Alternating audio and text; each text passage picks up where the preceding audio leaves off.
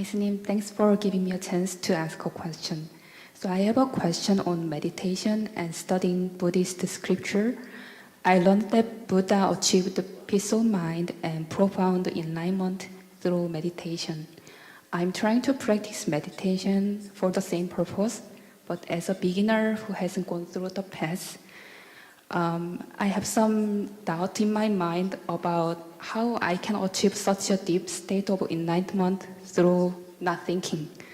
Could you explain how meditation can lead me to achieve such a peace of mind and enlightenment? 우리들의 이 번뇌라고 하는 것이 대부분 이 생각에서 많이 일어납니다. So all our suffering actually happens because we think too much.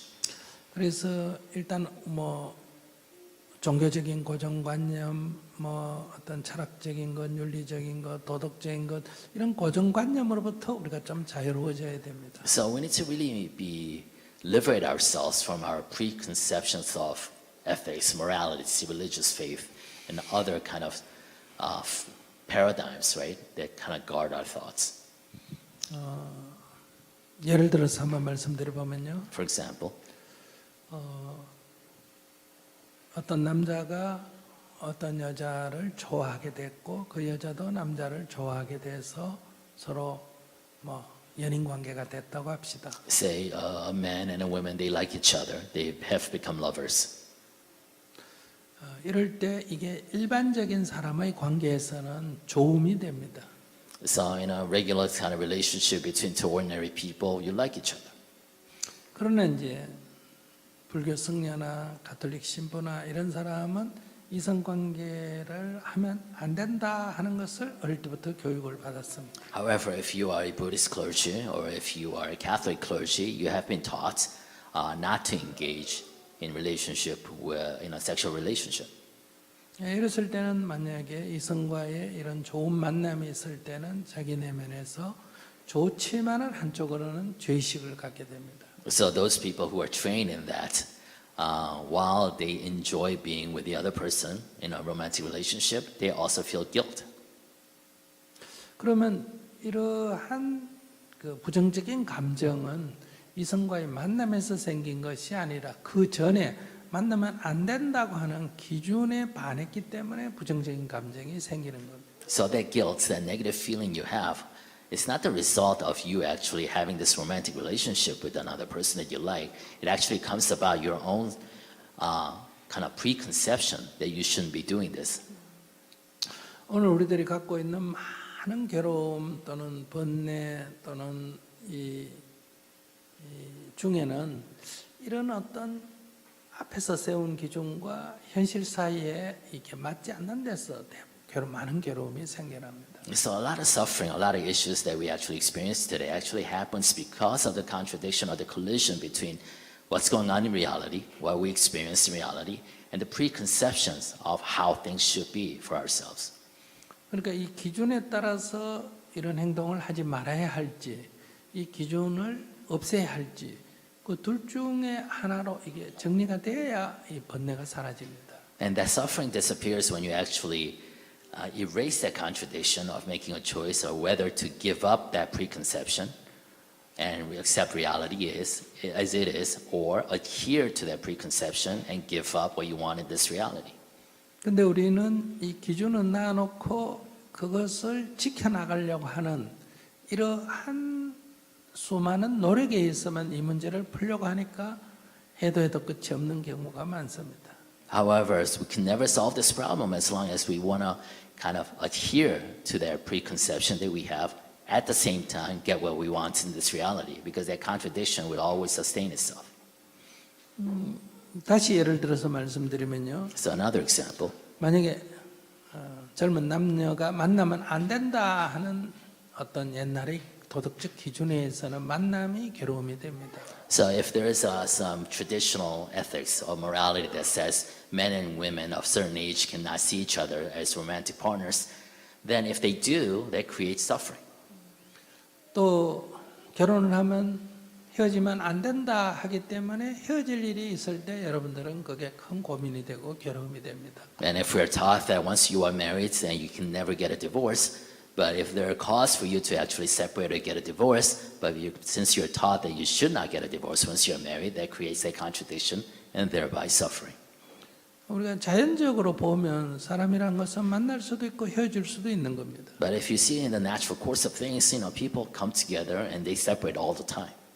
만난다고 괴로움이 될 수도 없고 헤어진다고 괴로움이 될 수가 없습니다. So coming together is not the cause of your suffering, or separating or divorcing is not the cause of suffering.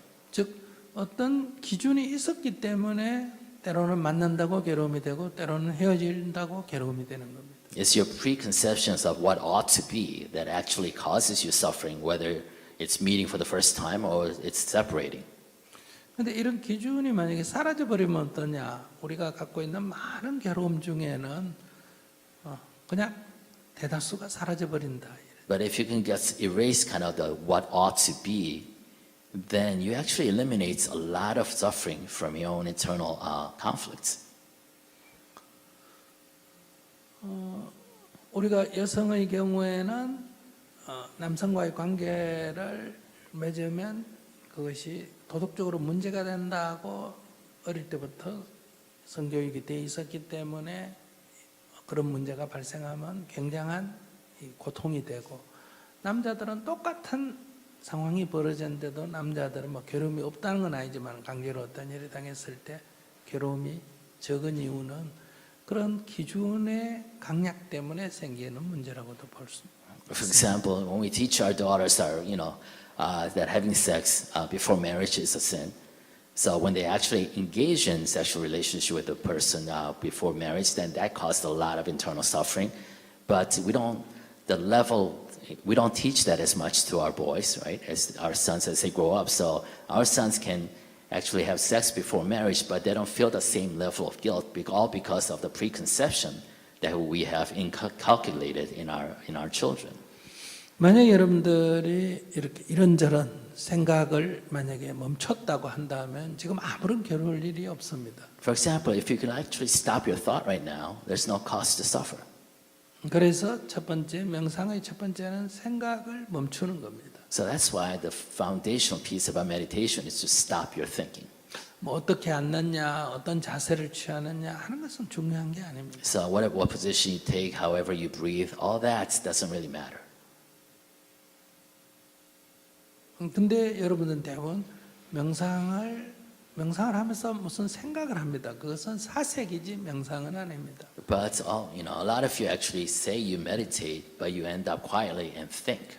That's thinking, not meditating.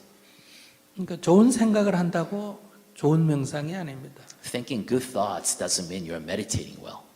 명상은 생각이 멈춰지는 상태입니다. Meditation is a state of absence of thought. 생각이 멈추면 대부분 괴로움도 사라져 버립니다. And if your thinking stops, most of your suffering goes away. 근데 문제는 해보면 생각이 멈춰지지가 않습니다. But once you try it, you'll know your thinking does not stop. 멈춰지기는커녕 평상시보다 2배, 3배, 때로는 10배 더 많이 일어납니다. Actually, your thinking is amplified by 2, 3, 10 times more.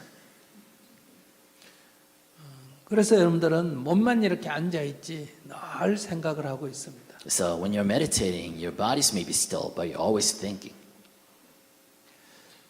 그래서 이제 그러면 생각을 어떻게 멈추느냐? 멈추려고 하면 멈추려고 하는 그 생각이 하나 더 생기는 거예요. Because so how do we stop thinking? Because if you intend to stop thinking, it's that intention that also gets amplified. 그래서 옛날 스승들은 이렇게 말했습니다. That's why old teachers told us this. 방 안에 먼지가 이렇게 날고 있을 때 Say there's dust flying all over the room. 우리가 잘 안 보입니다, 이 먼지가. And we don't see it too well. It's kind of invisible. 바깥에서 햇살이 한 줄기 싹 비치면 But if there's a ray of sunlight that comes through that room, 방 안에 먼지가 굉장히 많다는 것을 알게 됩니다. then you suddenly realize that there's a lot of dust flying around. 그래서 어떤 것으로 이 먼지를 없애려고 자꾸 먼지를 빗자루로 만약에 뭘로 이렇게 없애려고 하면 먼지는 더 일어납니다. Then you take a piece of cloth or some duster and try to dust off the dust. Then you realize that actually you're creating more dust. 그럼 어떻게 해야 되느냐? 가만둬야 됩니다. Then what do? We just have to let it be. 시간이 흐르면 점점 가라앉으면서 적어집니다. Then as time goes, a lot of dust will settle. 그러면 여기서 지금 우리가 일상생활에서 이렇게 우리의 번뇌가 없는 줄 아는 것은 한 줄기 햇살이 없기 때문에 먼지가 있는 줄을 모른다. 즉 우리는 번뇌가 많지만은 지금 번뇌가 있는 줄을 모른다는 거예요. So basically what they're saying is that we carry around, so we're constantly living in a flux of thoughts, right? Distractions and what thoughts, but we don't realize we're living in this sea of distractions because we lack that single ray of light to actually illuminate that.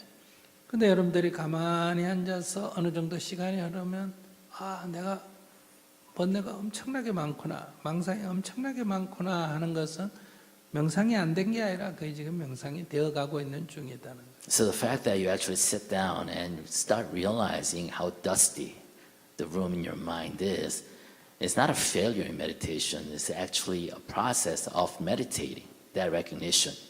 그것은 한 줄기 햇살이 비쳐서 그 먼지가 보인 것과 같습니다. It's the same thing as seeing that single ray of light actually illuminating all that dust. 즉 내가 번뇌가 많은 속에 있다는 것을 첫째 자각한 거예요. You know, that first realization that I live in midst of all this dust, in this distraction thoughts. 그럼 여러분들은 빨리 명상을 하려고, 더 좋은 명상을 하려고, 번뇌가 안 생겨야 된다, 생각이 없어야 된다, 이렇게 해서 자꾸 번뇌를 불러일으킵니다. Then you start engaging in kind of performance-oriented meditation, in what you want to do, meditate better, faster, and thereby creating more distraction, letting dust fly even more. 가만히 둬야 됩니다. You have to just let it be. 그러면 가만히 둬지지가 않습니다. 계속 일어나니까. But it doesn't really settle that quickly, does it? Because it just flies around. 그래서 생각을 한 곳에 모으는 겁니다. That's why the strategy is to focus your thoughts on one thing. 그것이 바로 가장 쉬운 방법은 호흡에 모으는 겁니다. And the easiest place to focus your thought on is your breath. 이것은 이제 숨이 들어오고 숨이 나가는 것을 알아차린다라고 하는 수식관이라고 말하는 겁니다. Basically, 숨이 들어오고 숨이 나가는 관. Basically, it's a strategy of focusing on the inhalation and the exhalation of your breath. 빨리어로는 아나파나라고 말합니다. 아나파나라고 말합니다. In Pali, it's called anapana. 그다음에 이제 이 선에서는 화두라 그래서 한 생각, 의문을 골똘히 갖는 겁니다. Another strategy that came up during the Zen Buddhist tradition is the koan, right? Just focus on one single thought. 즉 나라고 하는 이것이 무엇인가? Or one single question, like, who am I? 오직 이것에 집중하는 겁니다. Just focus on that single question. 그러면 다른 생각들이 수도 없이 일어납니다. You know, other thoughts would constantly be there. 근데 그거는 내버려 둡니다. You just let that be. 오직 집중 한 곳에만 집중을 하는 겁니다. The only thing that you actually direct your focus on is on that single question. 만약에 내가 숲속에서 책을 읽는다고 합시다. For example, say I read a book in the middle of the forest. 새가 울부짖습니다. You know, there are birds tweeting. 물소리가 납니다. You hear the stream. 옆엔 또 자동차가 지나갑니다. You have cars kind of. 집중이 잘 안 됩니다. So I can't really focus 자동차가 안 다녔으면, if the cars were not running. 새가 울지 않았으면, If the birds would stop tweeting. 물소리가 멈췄으면, If the stream would stop running. 그럼 내가 조용하게 집중할 수 있지 않을까? Then I can actually focus in a quiet forest, right? 그러나 우리는 그것을 멈출 수가 없습니다. But we can't stop those. 또 멈춘다고 해서 집중된다는 보장도 없습니다. And just because you stop those externality doesn't guarantee that you can focus. 그러나 내가 그 책에 점점 내용에 빨려 들어가서 그 내용에 몰두하게 되면 새 소리는 있지만 새 소리가 안 들리고 물소리가 있지만 물소리도 안 들리고 차 소리가 있지만 차 소리도 안 들릴 때 이것을 우리가 집중됐다 이렇게 말합니다. So, but if you really focus, right, on the book and you get really into the substance of the book, then, you know, birds may tweet, but you don't pay attention to it. The cars may be running on the road next to it, but you don't really pay attention. Nor do you pay attention to the stream actually running beside you because you're really focused. You are in that zone of focus. 그러니까 명상은 생각이 멈추는 거지만은 다른 말로 하면 한 곳에 집중하는 겁니다. So meditation is all about the absence of thoughts, but from a strategy perspective, it's all about focusing on that one single thought. 그럼 이제 숨이 들어오고 숨이 나가는 것에 내가 집중한다고 합시다. So let's say we focus on the breath in and breath out. 숨이 들어올 때 내가 숨이 들어온 줄을 알아차립니다. So when the breath comes in, to know that the breath is coming in. 이것은 생각으로 숨이 들어온다 하고 생각하는 게 아닙니다. So that you're not thinking about the breath coming in. 호흡을 하면서 숨이 들어오면서 그 공기의 흐름이 피부를 자극함으로 해서 어떤 감각에서 내가 느끼는 겁니다. So this is a kind of an experience of your sensation of the flow of the air as it actually travels over your skin, through your nostril, as it enters your lungs. 마찬가지로 공기가 나가면서 역시 피부를 자극하기 때문에 내가 그 접촉감을 느끼게 됩니다. And you also feel that kind of tactile sense of the breath leaving your nose. 이것은 생각이 아니라 실제로 느끼는 겁니다. So this is not thought, this is experiencing. 다만 그것을 느낍니다. You're just experiencing that breath. 이때 어머니 생각이 날 수도 있습니다. You might think of your mother at that time. 근데 우리는 어머니 생각이 나면 어머니하고 소풍 갔던 생각을 하고 소풍 가서 밥 먹은 생각을 이렇게 계속 이어집니다. But once you actually get distracted by your thought of your mom, you start thinking, oh, what about the time we went on a picnic with my mom? What about the time we had an argument with her? 이렇게 스토리가 이어집니다. So you actually create narratives around those thoughts. 이것을 이제 망상이라고 말합니다. And this becomes distraction. 근데 어머니 생각이 떠오르는 것은 막을 수가 없습니다. So you can't really stop the thought of your mom kind of rising.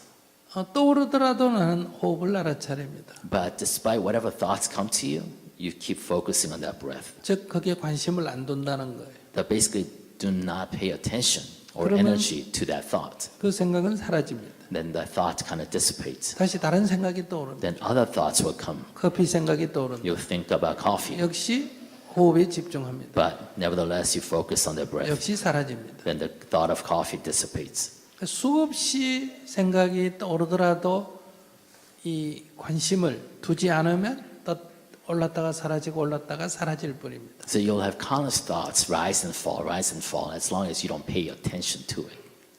근데 실제로 우리가 하면 커피 생각이 나면 커피 종류 생각이 나고 친구하고 먹던 생각이 나고 이렇게 이어져 나갑니다. But if you actually start doing it, when you think of coffee, you kind of follow it, right? And create a story out of it.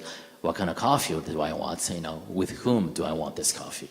그럴 때는 이미 호흡을 알아차림을 놓친 겁니다. But at that time, you already lost that focus on that breath. 즉 우리의 관심은 동시에 두 군데에 주어지지 않습니다. Because our attention can only focus on one thing at a time. 이쪽에 관심을 두면 저쪽을 놓치게 되고 If I focus on here, I lose focus there. 저쪽에 관심을 두면 이쪽을 놓치게 됩니다. If I pay attention there, I lose attention here. 그렇기 때문에 어떤 생각이 떠올라도 관심을 두지 않으면 그냥 이것은 떠올랐다 사라지고 떠올랐다 사라질 뿐입니다. So thoughts are just that. As long as you don't pay attention to it, it'll just rise and fall, rise and fall. 우리가 망상이라고 하는 것은 어떤 생각이 떠오르는 게 망상이 아니라 거기에 스토리를 만들 때 이제 망상을 피운다, 사색을 한다 이렇게 표현합니다. So when we say we're distracted, those random thoughts are not distractions of themselves. It really becomes a source of distraction when you start creating stories around those thoughts. 이렇게 해서 이제 한 곳에 지속적으로 집중할 수 있는 시간이 한 1, 2분 집중했다가 또 망상 피웠다가 1, 2분 집중했다가 망상 피웠다가 이러다가 이제 점점 집중하는 시간이 늘어나게 됩니다. So if you keep on practicing, your time that you can sustain that focus on that single breath, can be 1 minute before you're distracted, then 5 minutes, then 10 minutes.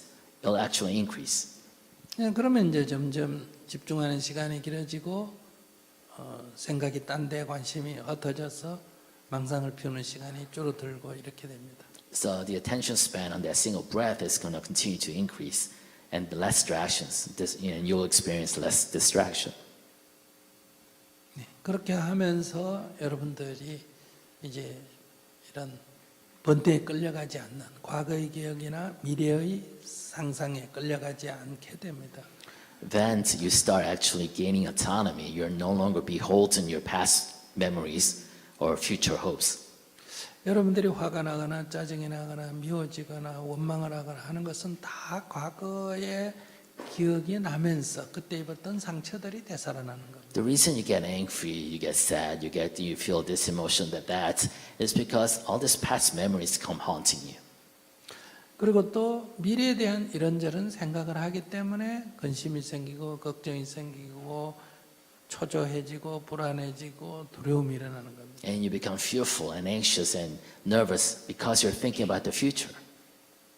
그러니까 이런 미래의 생각에 사로잡히지 않게 되면 불안하거나 이런 근심 걱정이 사라져 버립니다. So if you're not captured by the thoughts of the future, then all your anxiety and nervousness goes away.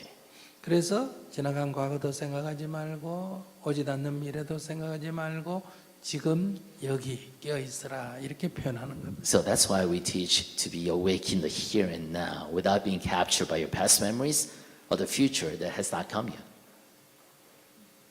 그러니까 이런 명상을 할 때는 부처님의 생각을 해도 부처님의 생각이 떠올라도 그거는 망상입니다. So even if Buddha's a thought about Buddha comes, unbidden to you or during meditation, that's just another distraction. 오직 호흡을 알아차리면 호흡 알아차린 것 이외에는 어떤 것도 다 망상입니다. So just singular focus on that breath. Everything else is a distraction. 화두를 청구하면 그 이먹고 하는 그 이외에는 어떤 생각도 다 망상이다, 마구니의 짓이다 이렇게 표현하는 거예요. And if it's a Zen koan, anything that actually falls outside the scope of the exploration of that question is a distraction. 그래서 부처님이 떠오르고 부처님의 말씀이 떠올라도 그것은 망상입니다. So in that state, even what you read in the scriptures, sutras, or even Buddha's own teachings, they're just distractions.